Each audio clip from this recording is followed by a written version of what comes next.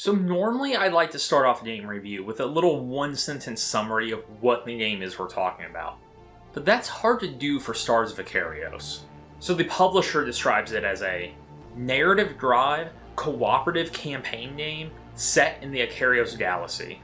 While that is true, it doesn't do a great job of telling you what this game actually is. I think it's easier just to list off features because this game has so much going on that will give you a better feel what the game is about. So it has narrative stories, choose your own adventure book mechanics, sci-fi cooperative gameplay, space exploration, RPG leveling systems, space combat on a Hess grid system, spaceship minis, and to top it off, it has its own app. So we'll dive into each of those in more detail, but just to give you my bias up front, normally I kind of expect Kickstarter games, which this is a Kickstarter game, to overpromise and underdeliver, but in this case it really does not disappoint. So let's start off with narrative here. To give you a sense of scale of this game, me and my group spent about 2.5 days mostly playing this game, and we're roughly a third of the way through it. So that can vary a lot based on how many side quests you do, and how much time you really spend exploring and talking about decisions. But the scenario book is about 200 pages, so there is plenty to do. So the narrative story does have a few dark moments, but it kind of reminds me of Star Wars, where it's one of those things where the bad stuff happens to establish that the bad guys are indeed the bad guys. Most of the writing and the characters take on a more fun, lighthearted approach. So while the story isn't particularly unique to the sci-fi genre, it has a little bit of that generic sci-fi adventure feel. Overall, everything's pretty entertaining. I think there's a lot of moments that we'll definitely remember a while after we play the game. They'll kind of stick in your mind. So I think overall, if you like that sci-fi political adventure type game trying to save the galaxy while doing our fun little side adventures, you'll like this game. Well, at least the story part of this game. So one unique part of the narrative here is that Stars of Akarios has a choose-your-own-adventure method, where you'll come up to points where you have to choose an option of what you want to do. These aren't limitless like Dungeons & Dragons, it's just kind of choice A, B, or C. And you track these choices, and they affect things later on. So they can do stuff like give you bonuses or negatives if you make the right or wrong choice, but they can also affect the story going forward, or lock a path to later down the line. So one thing I don't know where I'm at right now is if there's multiple endings or not. I'm really liking the story and I'm trying to avoid spoilers. I've played this enough to give a solid review of the gameplay, but I don't know if you make different decisions if you get a completely different ending, or if it's more like a Telltale game, where everything kind of comes back to the same point. I have seen parts where it's completely locked out a path for us, and the publisher did say you have to play the game multiple times to see everything that's out there. I just don't know how the ending actually plays out. So one part of Stars of Akarios that I didn't think I'd really care about, but I really love, is the free app. So basically, when you get to those narrative points where it reads out a story, you can go on the app and it will just read it out loud to you. Because having somebody just read out of a book can get really boring, especially if they're not really into it or if one of the members doesn't care as much. But the app adds in free music, and there's a voice actor that does a pretty solid job. I'll play a clip here of it. Welcome to the big time. Don't mess this up or I won't get to see you looking this uncomfortable at the next briefing. There are smiles all around at the gentle ribbing. So it makes it feel more like an audiobook than one guy just reading through the 200-page book. So I really enjoyed that part. It makes it easier to be more involved in the story. So not every single line is in the app though. Some of the side quests you still have to read, and there were some kind of glitches in it where they just didn't edit out corrections, where they'd be talking and say something needed to be removed, which at first kind of threw us off. It's not so often it makes the app unusable. It's still overall really positive, but there are some tweaking. If they edit out those parts and add in the other side quests, it's going to be top-notch. So while this game does have a lot of components, everybody I played with 100% agrees, space combat is the most impressive part. It was everybody's favorite. It's kind of the core of the game. So the way this works is it's on a Hess grid, and you roll 4 dice to see what you can do. There's movement, combat, stress, and wild. Obviously, movement lets you move. Combat does your combat abilities. Wild can be used for anything. And stress is like wild, but increases your chance of missing in the future if you use it too much. So on your character sheet, it will have all the options of what you can do, and then you allocate your dice so you can do so many things a turn. And everybody moves at the same time, which is, I thought was pretty interesting because it can help you kind of stagger your actions and pull off some combos. So the way attacking works is pretty simple. You have a card that tells you with your weapon where you can hit at, and then you flip over a card that has a modifier. So your weapon does flat damage, and then you have the modifier effect, which there are ones like ×2 or you can miss, but you just add those numbers together, and that's your damage. And you are encouraged to get behind your enemy or position well. 1, to make sure your attacks can actually go off, and 2, you get bonuses for being behind the target. So it's not all just get into a position and keep firing. The movement does matter. So as far as enemy ships, they're controlled entirely by the AI. Players don't actually control them. And it's done by AI deck, which is a pretty common mechanic in games like this. It's where you flip over a card and it has a decision tree, and the ships basically do that. So most of the time this works out pretty well. It makes them move in unique ways, and it's hard to predict exactly what they're going to do. But there were times a ship would be kind of off in the distance, and it would just kind of derp around, to be frank. It would just go in circles and not do anything. Like it would never actually get close to us. So off the top of my head, I don't really have a better way to handle this. And it wasn't normally an issue. It happened just enough that my group noticed occasionally it would break. So like I said, not a major issue. So I did go on the Facebook group for this game, and a lot of people did the same thing my group did, where if you purely followed the logic tree and it would have the ship do something really stupid, you could minorly tweak it, like reposition which way it was aiming, and then it would move. So we gave the AI a little bit more of human intelligence. It is a casual game and not super competitive, so I think that's fine. Just know it's a house rule, and it might be something that makes the gameplay a little better. So what made ship combat the highlight for everybody was the level of grid. It wasn't so difficult that you kind of froze and didn't know what to do, but it wasn't so easy that you didn't have to think through it. After you did a fully loaded ship, you have 4 basic options that everybody shared. 2 special weapons, 2 special movements, and a few tech upgrades that could either be flat stat increases, or another ability like repairing damage. So I think that's a pretty good amount of options to deal with. And most people on Board Game Geek rated the game as a medium weight, meaning medium difficulty, and I basically agree with that. So I think every individual aspect of the game, which some of those we'll talk about here in a minute, is probably medium light to the upper end of light. But this game does have a lot going on, and it's like learning a few smaller games, so I think add those all together, and it's probably about medium. So the 4 pillars of this game, according to the publisher, are space combat, world exploration, space exploration, and player progression.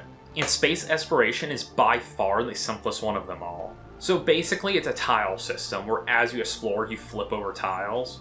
And on those, there's stuff you can do like find missions, go explore, interact with the different worlds. And you have a limited amount of resources as you move around. So the resource management basically just keeps you from zooming around the galaxy. It keeps you kind of in your sector of space, and it does a pretty good job of it. Like, you don't want to adventure too far off. So when you interact with something in the space exploration mode, it either launches like a narrative mission, space combat, or world exploring. So I enjoyed this part of the game, but it only lasts a moment before you launch into something else.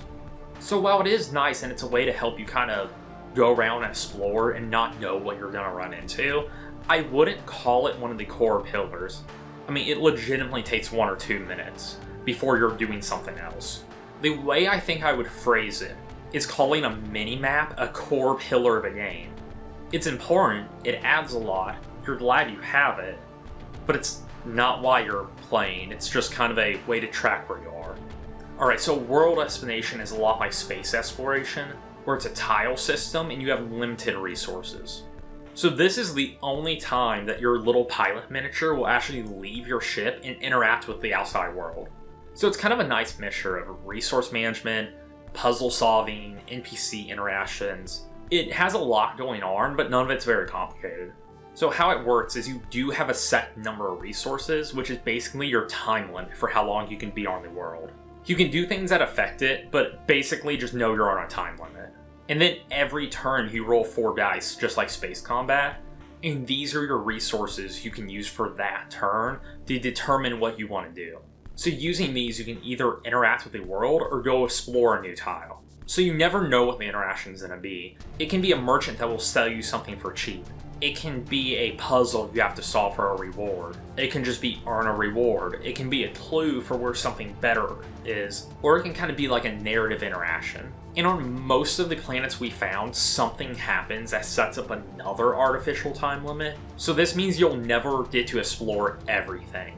Like one of samples, we found a planet that had lava rising. So we only had so many turns before everything would be under the lava. So what we had to do is find these 4 crystals, and there were puzzles along the way. So we solved the puzzle, grabbed the crystals, and got off the planet. But there was a tile we never got to explore. So what this does is it makes you hurry and adds a sense of urgency, but the reward we got for doing it was really strong. So it makes it feel worthwhile. So if I had to give a negative to this part of the game, there isn't hardly any skill involved. You might have to solve a puzzle, but that's about it. There's some rolling challenges, but that doesn't really add skill either. So there's never much to think about. It's largely just exploring, world building, in a way to get credit and equipment that can be used in space combat. So the group I played with liked this, and we agreed it was a nice way to kind of break up everything else. But just know there is a decent amount of time you're going to spend with your miniatures running around a map trying to find stuff. So if you're buying it just for space combat, just be aware from the narrative this is a big part of the game.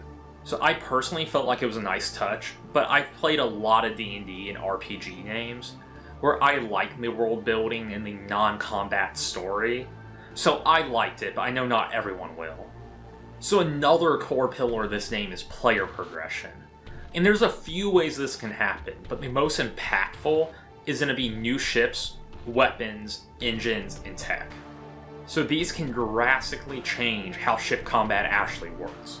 For example, one of my friends went really high damage, so everything he does is meant to deal damage to the enemy ships. While I went with like EMPs, repair, shield upgrades, stuff like that. So I'm like a support character, so we play the game very different ways. And this isn't because I picked the support class, we just bought way different tech and weapons for our ships, so we ended up with completely different play styles. There are 10 ships with unique abilities, 55 weapon cards, 55 engine cards, and a ton of pilot abilities, co-pilots, and other tech. So you won't get bored trying to figure out what the best weapon is or what the best combos are for your ship. You'll constantly be changing out what you do. So you can level up your ship and your pilots, but most of the time these are just base stat upgrades. They don't really add a lot of room for creativity, but they are pretty impactful, like doubling your health over the course of the game is pretty big. So a mechanic my group hasn't unlocked yet is you can get new ships and new pilots. So I'm really hyped to get to that point and see what the new abilities are. But we're not to that point yet, so I can't really comment on it too much. So there will be plenty of pictures here to show off the art style, but it's very bright and animated. So it has more of a cartoony look than a realism, which I think adds to the lightheartedness of it and kind of keeps it fun and entertaining. There are things like little frog creatures, my pilot is a guy made of rock, stuff like that that's more, like I said, cartoony. So art design and art direction are entirely personal preference, but I really enjoyed what they did with it, and so did everybody else I played with. Like there was an art book and I really enjoyed looking through that. So the miniatures seemed high quality. When comparing them to brand new Games Workshop miniatures, they didn't have quite that level of detail, but Games Workshop is grimdark, so everything is all rusty and tore up, and these are supposed to be like brand new Federation ships. So it makes sense that they're smoother and more of a sleek design. So every ship has a little slot to keep track of which miniature it is, and to point out which direction it's facing. So these little details like that I think really add to it and make them feel like a more high quality product. You can tell everything was really well thought out. So if you don't buy the $70 expansion, you'll only get these little cardboard stands for the enemy ships. One of my friends said he thought they looked pretty dumb. I thought they looked good personally. In any other board game, they probably looked great. But to my friend's point, playing with half cardboard and half plastic would look kind of dumb, to be honest, because you just have two different mediums up there that kind of contradict each other. So because of that, I think the $70 upgrade will be worth it for most people. So a final note on the miniatures. They're built but not painted. So you'll either need to know how to paint, learn how to paint, or outsource it to somebody. Unless you just want to play with gray plastic, I think you should always have your miniatures painted when you can. Obviously, your first game or two you probably won't, but it is something I think you should do. It adds a lot of color and fun to the game. So, is it worth buying? I think it's a blast to play. My group I played with, which we all live a few hours apart, but we're all really excited to play it again. At $170, it is a ton of value. It comes with a ton of cards, high quality trackers, a play board, a 200-page narrative book, high quality miniatures, and a free app. So if you like that sci-fi setting, with a combination of space exploration and combat and narrative, it's a must buy. So not everybody wants narrative in their game. Some people just want a combat, like tactical, basically sci-fi chess game. And you'll be spending, I'd say 40% or so of your time doing narrative. So if you don't want that, it's probably not for you. And on the other side, if you're purely an RPG player and combat's your least favorite part of games like D&D or Starfinder, then this game is, like I said, choose your own adventure. You choose path A, B, C, or D. So it's not open-ended. You don't get to really customize your character as far as personality. It's more just like the personality of the characters you're interacting with, like the NPCs. So if you want to act freely and shape the world, it's probably not for you either. There is a lot of combat, and the narrative is very directed. So my favorite part of the game is the variety. It feels like you're playing 3 or 4 different games all at once, where you might be in a crazy ship battle, and then all of a sudden you're having a story-driven narrative, and then you're trying to solve a puzzle. It does a lot to break things up and kind of prevent gaming palette fatigue, so you won't get bored of doing the same thing over and over. So for everything I've seen so far, it's well worth the price. So I'll do another follow-up once I actually finish the campaign of what I think about the game from beginning to end, to let you know if anything's really changed and how the story kind of wrapped up. But I think it's an awesome game. If this sounds fun, I highly recommend it.